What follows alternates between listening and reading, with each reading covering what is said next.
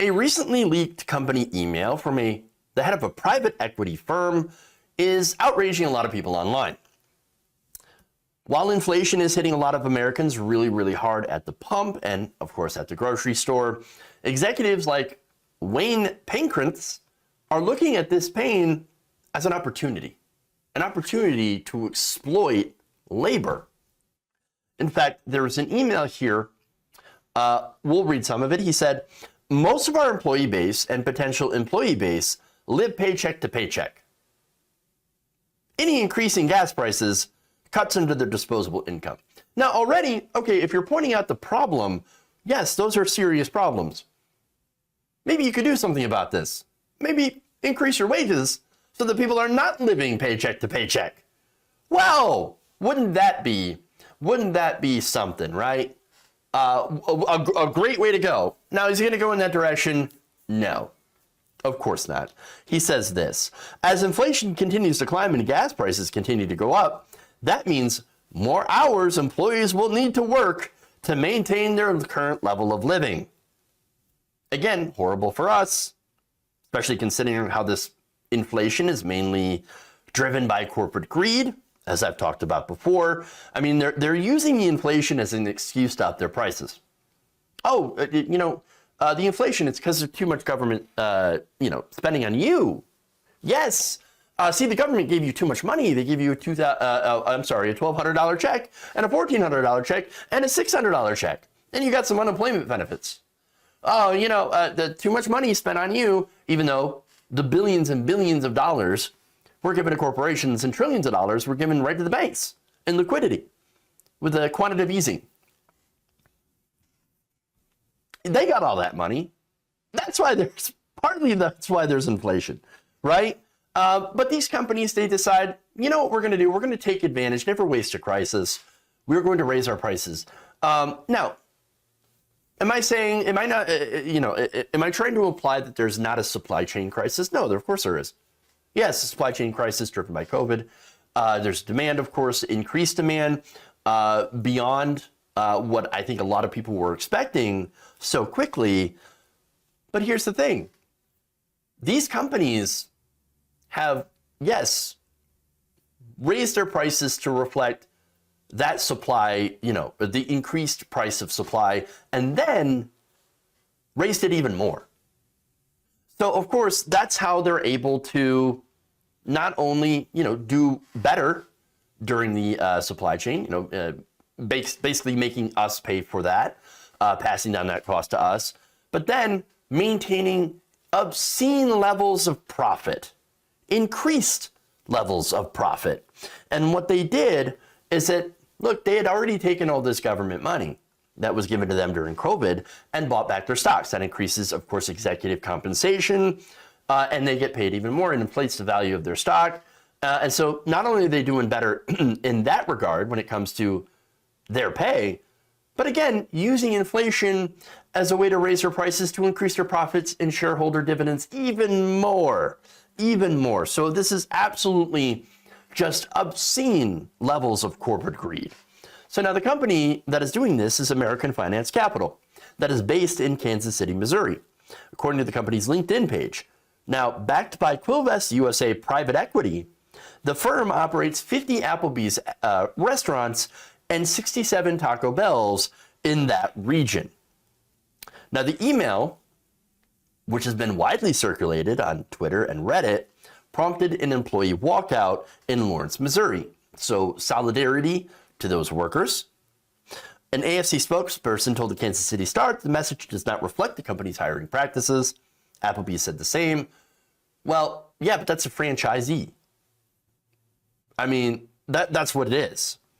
There are more than 1,500 Applebee's restaurants across the country, most of them franchised to smaller companies that send 4% of their monthly gross sales to the publicly traded Dine Brands Corporation, which oversees some 1,700 IHOP restaurants, according to the company's most recent disclosure to their investors. The parent company delegates menu price and employee wage decisions to its franchises and is so profitable that it spent billions of dollars once again buying back its own stock. On a recent call to discuss the company's performance last year, an Applebee's executive said that despite the obvious ongoing labor challenges, first of all, there's no labor challenge, right? There's a wage challenge. You raise your wages, and then people will come work for you. But of course, you're going to see how this investor, what he believes was the problem, right? Now, on a recent call to discuss the company's performance last year, another Applebee's executive said that the company, despite these so-called challenges, they received more than 58,000 job applications on a single hiring day in February, surpassing the total number of applications last year. So they have no actual labor crisis. What they've done is that they've, well, taken what staff they have, made them work even more. So you've got all these extra hours, and then would say, I can't believe we don't have any workers. You have to cut the benefits. You have to get rid of the benefits. You have to get rid of these things that are forcing, in our view, wages to go up. When in reality, it's not unemployment benefits that are forcing wages up. It's not the stimulus payments that are forcing wages up. No, it's the fact that workers are fed up. They worked their balls off during this COVID pandemic, and they had to deal with some of the worst customers, some of the worst working conditions, and then realized, oh, gee, maybe we can do better. Maybe they should pay us more for all that we do. But no. Here's what Pankratz says. Quote, since the federal government is no longer sending out stimulus checks or extra unemployment benefits, lack of money will force people back to work. And rising prices will put pressure on competitors, forcing them to lay people off. We all saw businesses hiring team members at $18 to $20 an hour. They will no longer be able to afford to do this. Now understand that the minimum wage, if it had kept up with inflation and productivity, would be about $23 to $25 an hour. The minimum wage federally is $7.25. Think about that. They're not even able to pay or willing to pay workers what they should get paid based on, again, inflation and productivity. And of course, when you even talk about $15 an hour, like, oh, we can't do that. There's like a revulsion. They can't even say the word. They can't even say the word wage increase. But this is what they're doing. Aside from offering lower pay, Pankratz recommended that managers look out for struggling workers who may want more hours or a second job. Quote, do things to make sure you are the employer of choice. Get schedules completed early so they can plan their other job around yours. We're talking about people working 2 jobs just to barely get by. And he's like, make sure we fuck them over. Yeah, make sure we make the schedules to screw these people over so that we're the primary job. Yeah, screw them over. And then said, most importantly, and I love this, this is a complete contradiction of the previous statement, have a culture and environment that will attract people.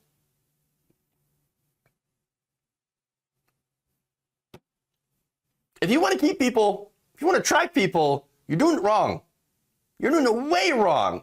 And of course, that's the thing. That's why they immediately go to, and look, we haven't had stimulus checks. We should. We haven't had stimulus checks for months and months and months. We haven't had unemployment benefits for months and months and months. What is he talking about? We don't have any of those. And when they were given out, it wasn't enough. Nearly enough. I mean, look, if you're trying to get people to work for you, you are doing it wrong, buddy. Nobody's going to want to work there. Nobody. These guys are gross. These are vultures. See how much they hate labor in this country. See how much they hate regular, average working people. They can't wait to fuck you over.